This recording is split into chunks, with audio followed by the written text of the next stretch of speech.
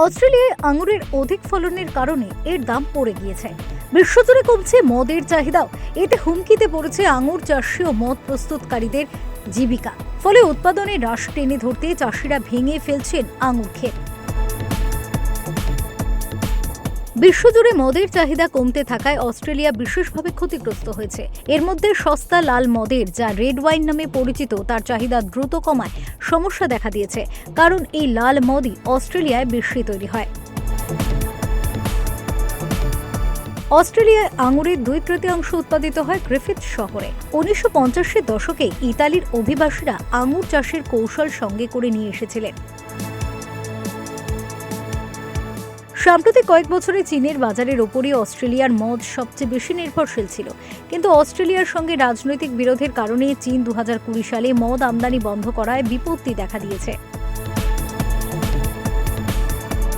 Australia বিশ্বের 5ম বৃহত্তম wine রপ্তানিকারক দেশ। 2023 সালের মধ্যভাগে দেশটিতে 200 কোটি লিটারের বেশি মদ ছিল, অর্থাৎ প্রায় 2 বছরের উৎপাদন মজুদ ছিল।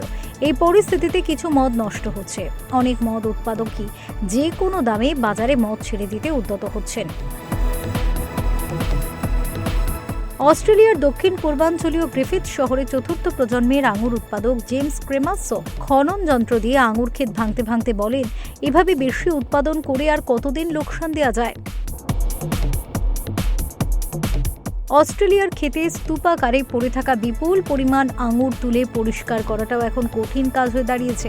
গ্রিফিথ অঞ্চলে প্রায় 11 লাখ আঙুর গাছের অবশেষ রয়েছে। যতদূর চোখ যায় স্তূপাকারে পড়ে থাকতে দেখা যাবে এই অবশেষ।